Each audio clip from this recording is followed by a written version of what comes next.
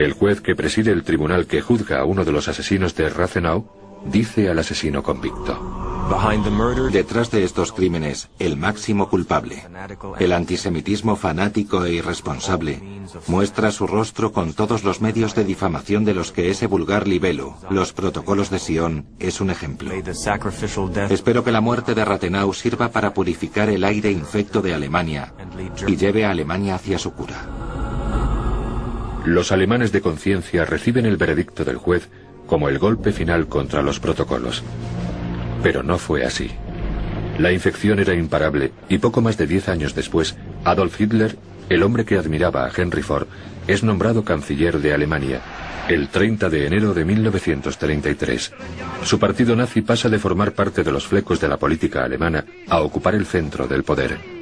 En el corazón de su filosofía está la firme convicción de que una conspiración judía está socavando a los gobiernos de todo el mundo. Hitler los conoció bastante pronto. El Mein Kampf menciona específicamente los protocolos. Dice que por supuesto los judíos lo niegan, pero que eso es una prueba más de que es cierto, ya que por supuesto quieren ocultar esa prueba de sus pecados al resto del mundo. En Mein Kampf, Hitler declara: si el judío, con ayuda de su catecismo marxista, triunfa sobre las gentes de este mundo, su corona será la danza de la muerte para la humanidad. El partido nazi adopta los protocolos como si fueran sagrados. Si Roosevelt prometió un pollo en cada olla, Hitler puso una copia de los protocolos en todas las casas de Alemania. Solo la Biblia rivalizaba con ellos en popularidad. ¿Por qué tuvo éxito en Alemania? Muy sencillo. Los alemanes eran lectores, eran gente con formación, y por lo tanto, cuando se tradujo al alemán financiado por Ford, en Alemania vendió 10 millones de copias en pocos años. En las juventudes hitlerianas se convirtió en lectura obligatoria. Los educaban con él. 2 meses después de que Hitler tomara el control del gobierno, la retórica antijudía del partido nazi se convirtió en ley en Alemania. El 11 de abril de 1933, el Tercer Reich pide el boicot nacional a todos los negocios propiedad de judíos.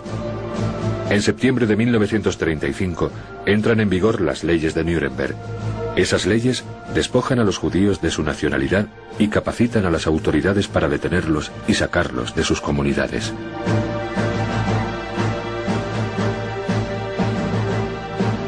Y los protocolos son utilizados una y otra vez como justificación para semejante desprecio de los derechos humanos. Entre los principales responsables de mantener vigentes los protocolos está Julius Streicher, un importante antisemita y editor de un periódico. Julius Streicher era uno de los nazis más desagradables. Sus propios hermanos nazis no le tenían demasiada simpatía. Pero Streicher tenía un punto muy fuerte a su favor. Era uno de los pocos amigos íntimos de Hitler, por así decir. Se había ganado su amistad al fusionar su propio partido con el de Hitler en 1922, que en aquel momento casi doblaba en tamaño al movimiento nazi, y eso le ganó la gratitud de por vida de Hitler. Streicher publica Der Stürmer, un periódico político de derechas muy popular. Una semana tras otra, el 500.000 de lectores de Der Stürmer leen hiperbólicos artículos acerca de la conspiración internacional judía. En octubre de 1938, el 5º año del plan maestro de los nazis, la retórica de Der Stürmer se convierte en una llamada a la acción. Los judíos, escribe Streicher, son bacterias, gusanos, y las plagas no se pueden tolerar. Por razones de limpieza e higiene debemos hacerlos inofensivos, acabando con ellos. Yo diría que los protocolos tuvieron mucha influencia en el cambio del antisemitismo, que pasó de ser un movimiento de protesta a un movimiento de poder. No creo que fuera el único factor o que no hubiera pasado de todas formas, pero sin duda fue un elemento significativo. La maquinaria de propaganda nazi dirigida por Joseph Goebbels mantiene vivo el clamor del odio antijudío. Quizá el ejemplo más notorio de propaganda antisemita sea una película de 1944 titulada El judío eterno. Esta película narra la historia que aparece en los protocolos de los sabios de Sion.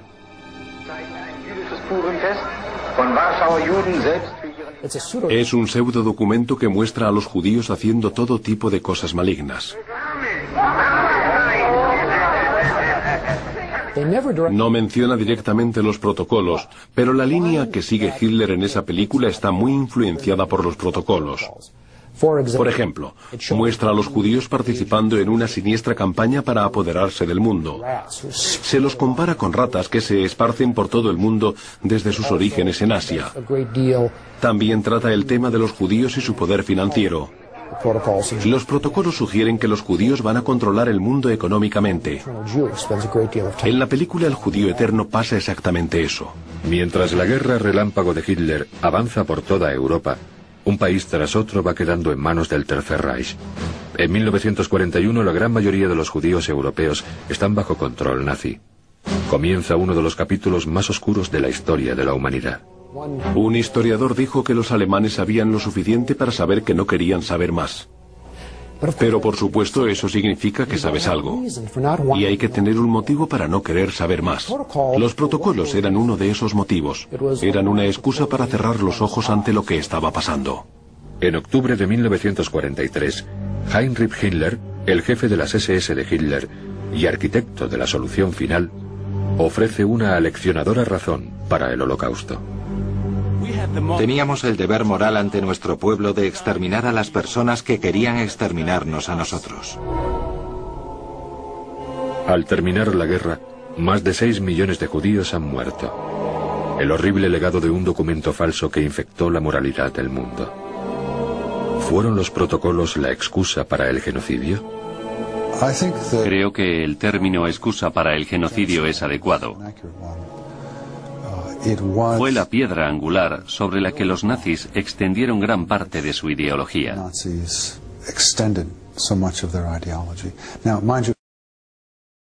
Que los nazis no utilizaron los protocolos al principio. Tenían otros textos de la literatura. Pero cuando aparecieron y los conocieron, los absorbieron y los utilizaron todo lo posible. Y probablemente, más que ningún otro documento, hayan sido la excusa, la justificación del Holocausto. Tras la victoria aliada en Europa el 8 de mayo de 1945, Estados Unidos y el resto del mundo vieron por primera vez lo que había provocado el antisemitismo exacerbado. Pero la muerte de Hitler y de un tercio de todos los judíos del mundo ¿traerían por fin el final del engaño de la conspiración judía?